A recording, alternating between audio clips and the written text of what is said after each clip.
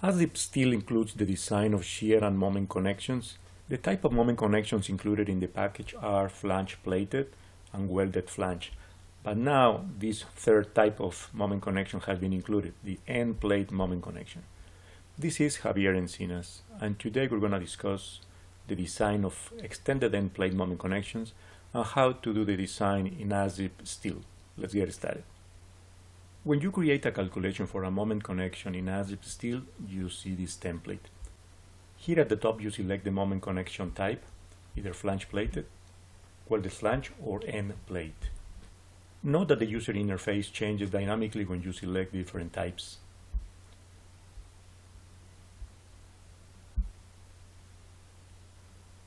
So when you select an end plate, these tabs are generated at the bottom. Here in the column tab, you specify the column section with the ASDIP sections database. From here you highlight the section that you are interested in and then you select it. The location of the moment connection is important in the design because some limit states are different for floor or for roof moment connections.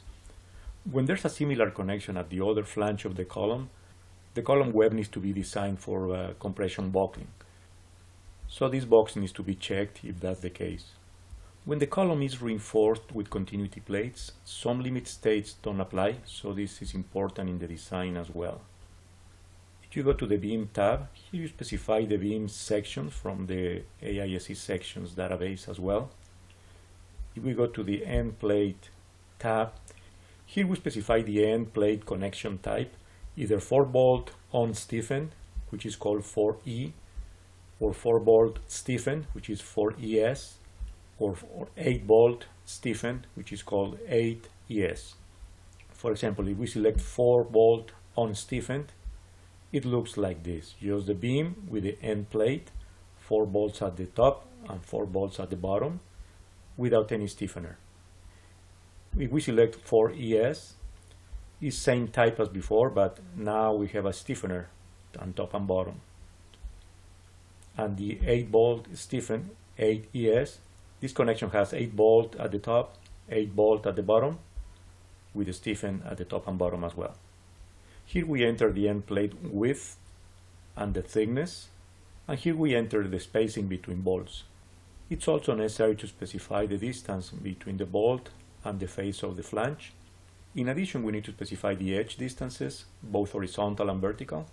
And in the case of stiffened connections, we need to specify the stiffener thickness as well. In the right pane of the screen, we have the at-a-glance tab with a summary of the results using one screen. Here we can see immediately if everything is passing or if something is failing. In this case, we have a couple of deficiencies here and there. So we can identify immediately what needs our attention. These are the limit states for moment. These are the limit states for shear. These are the controlling combined loads. And these are the design checks. If we go to the Materials tab, here we can specify the material properties for the different components of the connection. The column, the beam, the end plate, the bolts, and the welds. For example, if we go to the end plate, here we can specify Fy, the yield strength of the material, Fu, the tensile strength, and also the stiffener Fy. If we go to the bolts, here we specify the diameter of the bolts for the moment connection and the bolt material. If we go to the Condensed tab, here we can see a more detailed set of calculations grouped by topic.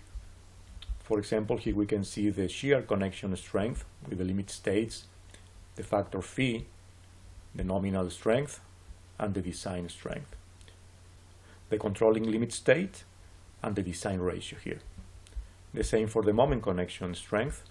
These are the limit states, the factor phi, the nominal strength, and the design strength. Here is the controlling capacity and the design ratio.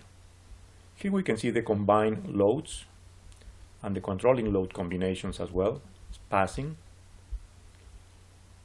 We scroll down, we can see the design checks. These are code provisions that need to be checked. In this particular case, some of them are not passing, so we need to take care of that. These are geometric constraints. The software checks the geometry of the connection, check for interferences, edge distances or distances between bolts or so on, and reports any deficiency in that case. If we go to the Loads tab, here we can enter the applied loads, vertical load, and bending moment in the connection. ASDIP Steel allows to enter a nominal set of load cases to be combined internally.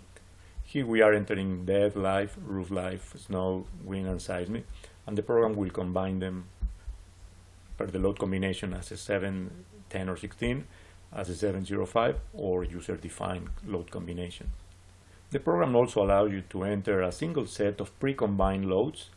In that case, you have only one set of loads that were combined previously somewhere else, and then the program performs the design according to these loads. If we go to the Detail tab at the right, here we can see a more detailed set of calculations, step by step. Here are the combined loads, the controlling combination. Here in the shear connection strength, we can see the limit states by code, compression bolt shear rupture, the compression bolt bearing or tear out, and the controlling limit state. The program finds the capacity and calculates the design ratio for shear. If we scroll down to the moment connection strength, these are the limit states for moment as well: bolt tension rupture, end plate flexural yielding, and so on. And the program finds the controlling limit state for moment as well, calculates the design capacity, and calculates the design ratio. If we scroll down to the design checks area, these are some code provisions that affect the design. For example, the minimum end plate weld size or the minimum end plate thickness. The program also checks the stiffener local buckling and the minimum stiffener thickness.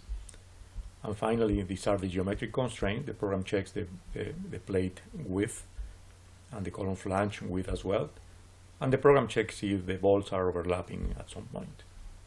If we go to the Graph tab, here are the images that the program generates in a front view, where all the dimensions from bolts, spacing, and distances to the flange. And these are the welds required, fillet welds for the weld, and complete joint penetrations for the flanges.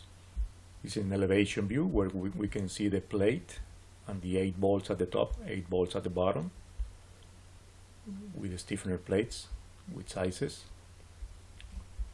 And finally, the top view where we can see the stiffener plate there, the end plate here, and the bolts in plan view.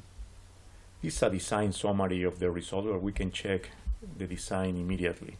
The program generates a preview of the reports. Let's see the Condensed report. This is the page number 1 of the report. The page number 2 with the moment connection strength, design checks, and the geometric constraints. And these are the images as well for your records. This is the detailed report with the combined loads.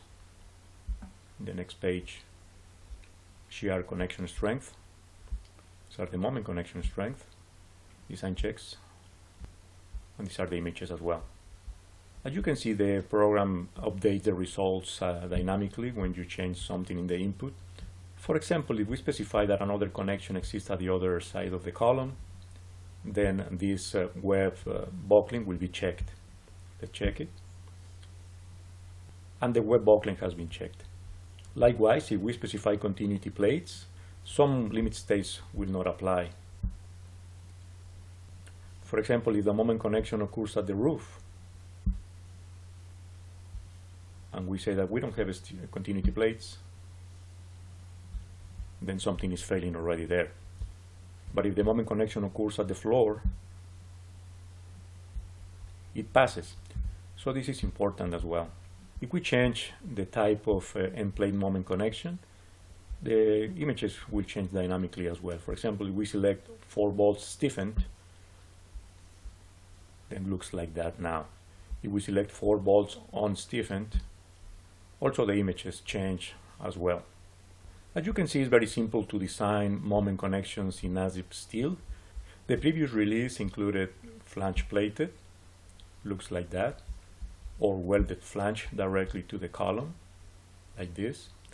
but now we are adding this extended end plate moment connection type.